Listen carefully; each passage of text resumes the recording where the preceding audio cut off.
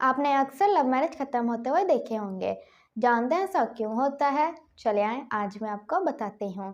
Person A and person B किसी तरह contact में आते हैं, कम्युनिकेट करते हैं और उन्हें अच्छा लगता है कम्युनिकेट करना।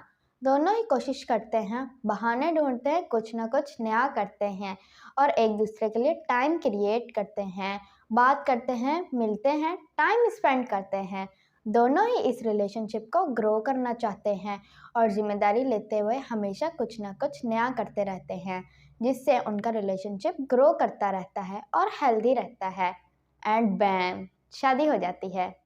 अब उन्हें पता है कि रिलेशनशिप के लिए कुछ न्यू करें या ना करें, अपनी रिस्पॉन्सिबिलिटी लेते हुए रिलेशनशिप को हेल्दी रखने की कोशिश करें या ना करें। दोनों सूरतों में रहना तो साथ ही है ना।